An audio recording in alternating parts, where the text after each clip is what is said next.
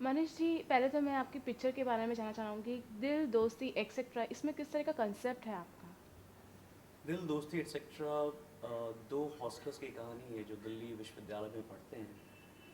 ये दो different background से आए हुए लड़के हैं जो वहाँ मिलकर के दोस्त बनते हैं।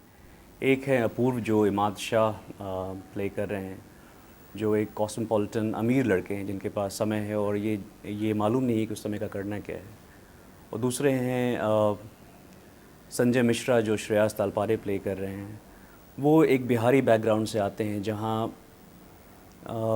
एक कॉन्जर्वेटिव वैल्यूज़ को रिप्रेजेंट करते हैं, जिनके पास एक पर्टिकुलर तरीका है अपने मुकाम पे बढ़ने का। तो इन दोनों के ज़रिए एक क्लैश भी दिखलाया है न्यू और ओल्ड वर्ल्ड ऑफ इंडिया का, लिबरल और कॉन्जर्वेटिव वर्ल्ड ऑफ इंडिया का। ये बेसिक कॉन्सेप्ट है। What inspired you to make this picture? दिल, दोस्ती एक्सेट्रा, ऐसा कुछ था आपके दिमाग में कि मुझे इस तरह की फिल्म बनानी है? हाँ ज़रूर। कुछ साल पहले मैं कैम्ब्रिज में पढ़ रहा था, जब देश को लेकर के एक सेलिब्रेशन हो रही थी। तो उस समय ये बातें हो रही थी कि आज़ादी के बाद हमारा देश कहाँ तक पहुँचा है। तो मैं उन दिनों सिनेमा बनाने का सोच रहा था। ये मेरी पहली फ़ीचर फिल्म है। तो मेरे ख्याल में आया कि हमें विज़िट करना चाहिए सिनेमा के ज़रिए कि हम कितनी दूरी तय किए हैं। और मेरे जहन में आया सत्यजीत रे का एक कैरेक्टर, एक सिनेमा कैरेक्टर अपूर्व। उनके अपूर्व ट्रिलॉजी फिल्म में रे मेरे फेवरेट डायरेक्टर रहे हैं। तो मैं जानना चाह रहा था कि जो रे ने अपूर्व को दिखाया था सन 1955 में, वो इन 50 साल में कौन सी दूरी तय किया है। अब उसके पास डिफरेंट कल्चरल वैल्यूज़ हैं, ज़्यादा पैसा है, तो क्या कर रहा है अपूर्व आजकल। तो इसी से शुरुआत हुई थी। को स्टार्स की बात करें तो जो कास्टिंग की है आपने, इसमें श्रेयास हैं, उसके अलावा बहुत सारे लोग हैं, इशिता है। तो हाउ डिड यू डिसाइडेड कि इस तरह के रोल्स इनको फिल्म धीरे धीरे ही बनी, और कास्टिंग भी वैसी धीरे धीरे हुई। जब स्क्रिप्ट ली गई, पवन सोनी के साथ मैंने लिखा ये दिल्ली में। तो पहले एक बाउंड स्क्रिप्ट होने के बाद मुझे प्रोड्यूसर की तलाश थी। जब प्रकाश झा मिले तो उसी दौरान मैं कास्टिंग का सोचने लगा। तो पवन ने पॉइंट आउट किया कि एक पोलो ऐड है जिसमें एक लड़का शीप को विसल बजाता है। तो ये एज ए कॉन्सेप्ट मुझे बहुत कूल लगा कि Imad Shah was the guy was whistling to the sheep, and when I saw the ad he was doing a very cool job of it.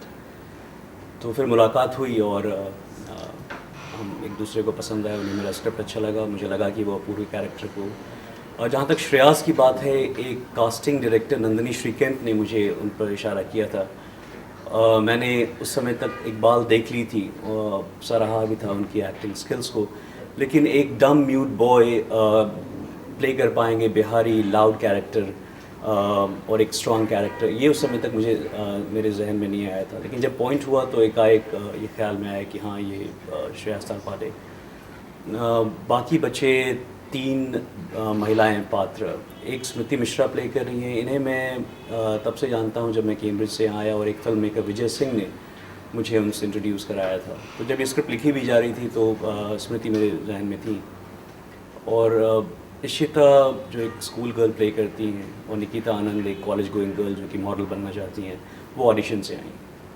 आपकी स्टडीज़ दिल्ली में हुई है, तो क्या आप आपने ये फिल्म दिल्ली में ही बनाने की क्यों सोची, कहीं और क्यों नहीं? ज़रूर। हाँ, मेरी पहली डिग्री मैंने बीएससी लिया हिंदू कॉलेज दिल्ली विश्वविद्यालय से। जैसे मैंने कहा कि मुझे अपूर्व को कहीं बेस करना था, जो अपूर्व को मैं रिविज़िट कर रहा था। तो रे के 3 फिल्मों में वो पर्टिकुलर सेगमेंट अपूर्व का मुझे सबसे जचा, जिसमें वो कॉलेज में रहते हैं। चूँकि मैं दिल्ली में पढ़ा था तो मैं उसे ईज़िली वहाँ बेस कर पाया। और फिर प्रोडक्शन की इतनी सहायता मिली कि हम जाकर एक्चुअल लोकेशन पे शूट कर पाए, ताकि जो उसका रस है वो निखर के आ पाए। तो मैं उस मिलियू को जानता हूँ, इसलिए वहाँ पे बेस्ड होकर के स्टोरी लिखी और फिर ये मौका मिला कि वहीं पे जाकर शूट करें। Did you had any difficulties coming up, like कि मुझे इनको ये इस तरह का कुछ डायलॉग बताना है, बोलना है, बुलवाना है उनसे, तो इस तरह की कोई भी को स्टार्स के साथ में कुछ ऐसी प्रॉब्लम्स वगैरह आई हैं?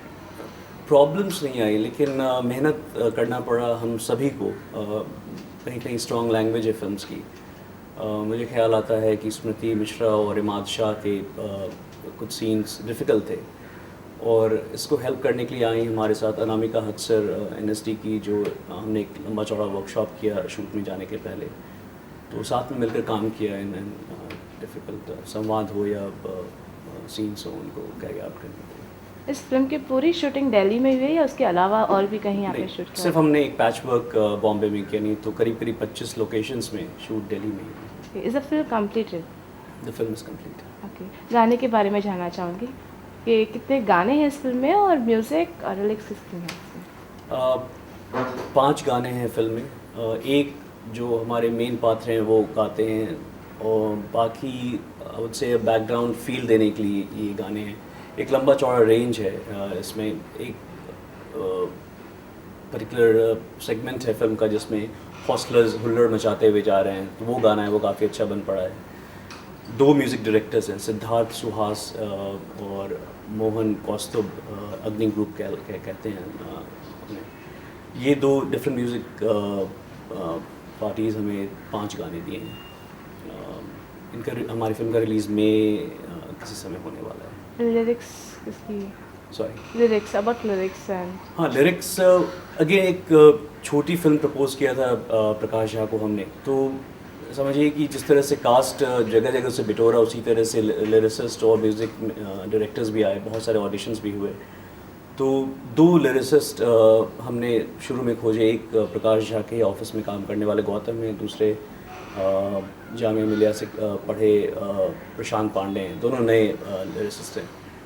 और एक लिरिसिस्ट हमें मिले म्यूज़िक डायरेक्टर के थ्रू, कुमार करके। इन तीनों ने इन 5 गीतों को लिखा। As you said this is your first feature film, तो इसके आगे आपने कुछ सोचा है कि फीचर फिल्म ही करना है या कुछ और, या कॉमेडी समथिंग लाइक दैट? कुछ प्रोजेक्ट्स हैं आपके आगे? मतलब ये अभी इंतज़ार है कि इस फिल्म को ऑडियंस कैसे रिसीव करेगी। हाँ, फीचर फिल्म ही बनाने हैं। कॉमेडी पता नहीं, मतलब इस मेरी फिल्म में ह्यूमर ज़रूर है, लेकिन कॉमेडी में अप्रिशिएट करता हूँ देखना, लेकिन शायद वो मेरा स्ट्रॉन्ग पॉइंट नहीं रहेगा। लेकिन हाँ, फीचर फिल्म बनाने का मकसद है। And what I mean, viewers को आपकी फिल्म किस तरह पसंद आनी चाहिए, क्यों पसंद आनी चाहिए, इसका कारण? ये हमेशा मुझे लगता है कि एक मुश्किल सवाल रहता है मेरे लिए कि आप मोर ये पूछना कि मेरी फ़िल्म क्यों डिफरेंट है, क्यों पसंद आएगी।